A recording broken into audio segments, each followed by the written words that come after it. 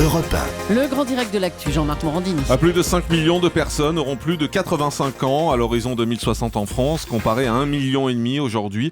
Et une réforme de la lutte contre la dépendance est régulièrement annoncée depuis la canicule meurtrière de 2003. Mais en fait-on assez aujourd'hui pour les personnes âgées en France? Alain Villès, bonjour. Merci d'être avec nous. Vous êtes conseiller technique à l'UNIOP, c'est l'Union nationale interfédérale des œuvres et organismes privés non lucratifs, sanitaires et sociaux. J'ai tout dit. En fait, pour faire simple, vous regroupez toutes les associations qui s'occupent justement des personnes âgées ainsi que les organismes privés. On a le sentiment aujourd'hui qu'on nous annonce en permanence qu'il va y avoir des réformes, qu'on va faire des efforts parce qu'on va être de plus en plus nombreux à atteindre 70 ou 80 ans. Et finalement, sur le terrain, quand on écoute les auditeurs, on va les entendre dans un instant, on s'aperçoit qu'il y a toujours des manques énormes. Comment c'est possible ?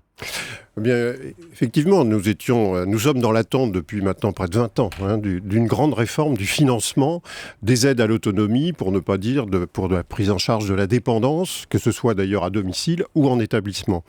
Et il a sans doute fallu d'ailleurs le choc de la canicule, et les quelques 15 000 victimes qu'elle a faites à l'été 2003, pour que l'opinion brutalement se saisisse justement des carences extrêmement importantes, carences qui s'expriment par des manques de financement et de moyens octroyés aux services d'aide à domicile, aux services de soins infirmiers à domicile et également aux établissements d'hébergement de personnes âgées dépendantes.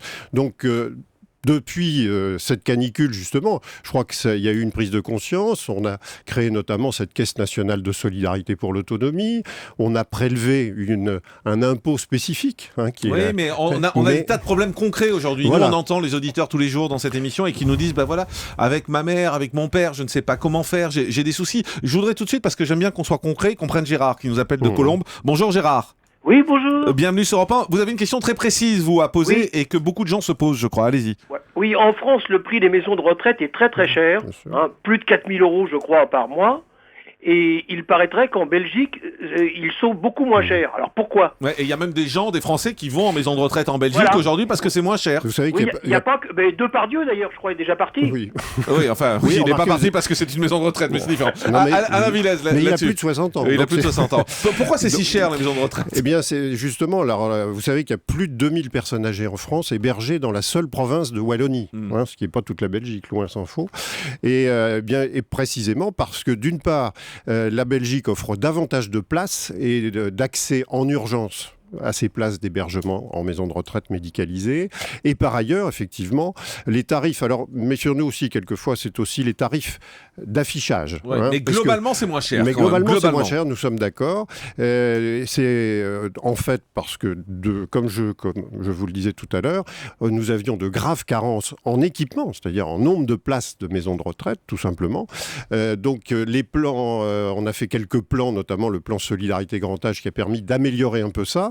Mais aujourd'hui, de fait, il faut bien reconnaître que ce qui devait être un axe important de la réforme aujourd'hui proposée par la loi adaptation de la société au vieillissement, c'est-à-dire réduire le coût à la charge des résidents dans les maisons de retraite, eh bien, tout cet aspect-là n'est pas au rendez-vous de la loi qui est actuellement... On va se dire la vérité également, Alain Villès, c'est devenu un business aujourd'hui, les personnes âgées. Il y a beaucoup de gens qui utilisent les personnes âgées pour faire du blé, parce que il faut faire des maisons de retraite, parce que ces maisons de retraite, ça rapporte de l'argent. Il y a ce problème aussi, quand même. Absolument. De toute manière, la silver economy, qui est aussi aujourd'hui reconnue comme telle, laisse entrevoir un marché extrêmement important, parce que parmi les personnes âgées, il y a des personnes qui sont tout à fait solvables et qui ont évidemment des moyens peut-être à consacrer. Le gros problème aujourd'hui, c'est l'accessibilité. Ceux qui n'ont pas d'argent aussi. Voilà, absolument. Ou des ressources moyennes. On retourne au standard d'Europe 1. Bonjour Catherine.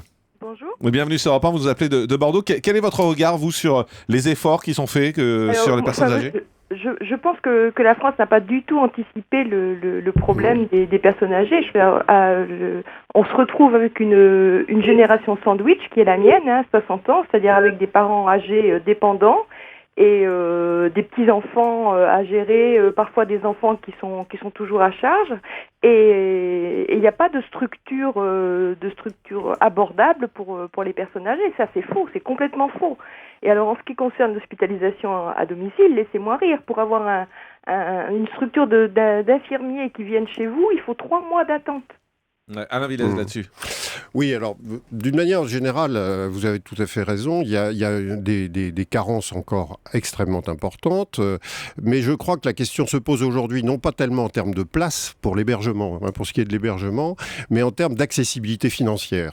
C'est une partie de notre frustration, je l'ai expliqué tout à l'heure, par rapport à cette loi qui nous est proposée aujourd'hui et où on a l'impression faute de moyens, faute de crédit, puisque dans le fond, aujourd'hui, on nous dit on a 645 millions à mettre d'euros sur la table pour améliorer la situation, mais de force est de constater qu'on est très loin du compte pour pouvoir réduire sensiblement ce reste à charge. Donc il faut plus d'argent.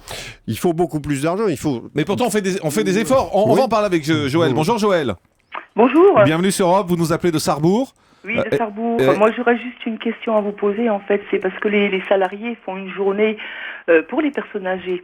Oui. Et on nous l'a présenté comme ça, en tout cas. On nous a dit que l'argent servirait à aider les personnes âgées. Hein. Voilà.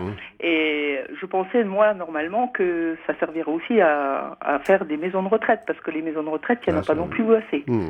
Alain Villaz, cet argent, il sert ou pas Oui, absolument. Cette contribution de solidarité pour l'autonomie, puisque c'est son nom, qui est prélevé sur les employeurs. Et en contrepartie, on demande aux salariés de travailler 7 heures de plus par an, donc une journée de plus par an.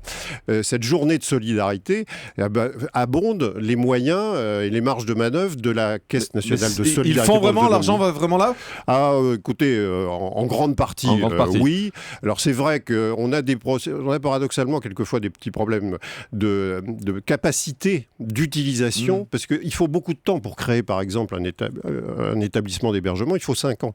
Alors entre une programmation annuelle de crédit et la réalisation, il y a quelquefois des effets décalés.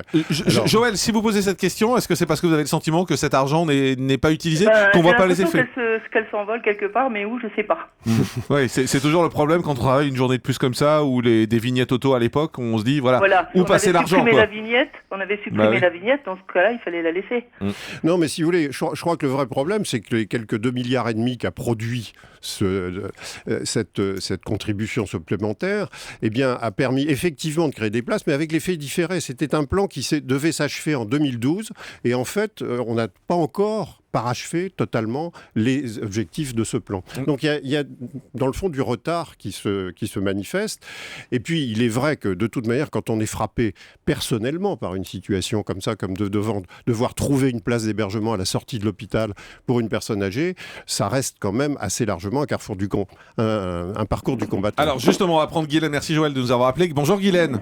Bonjour. Alors moi c'est un petit témoignage. Voilà, j'ai ma mère qui a eu un AVC il y a 5 ans, donc papa s'en occupait, donc à domicile, et on avait des aides à domicile. Et d'ailleurs, on retrouve le même problème dans la maison de retraite. J'aimerais savoir comment sont formées ces aides à domicile, et est-ce qu'on leur inculque aussi l'humanité ? Parce que c'est une catastrophe, je tiens à le souligner, et on retrouve la même chose en maison de retraite. Et d'ailleurs, je rejoins Joël, je fais une parenthèse, c'est-à-dire que là, je reviens de la maison de retraite, ils ont fait une fontaine qui vaut 20 000 €, tous les vieux n'y vont pas, et par contre, on crève de chaleur dans cette maison de retraite. Il n'y a pas la clim ? Il n'y a pas de clim. Ouais. Donc moi, je vais être crash, vous rentrez dans cette maison de retraite, ces pauvres petits vieux attendent la mort. Mais il n'y a pas une salle, juste Guylaine, il n'y a pas une salle avec la clim, parce qu'on a dit qu'on avait installé ça dans les maisons de retraite, au moins une salle avec la climatisation, il n'y a pas ça?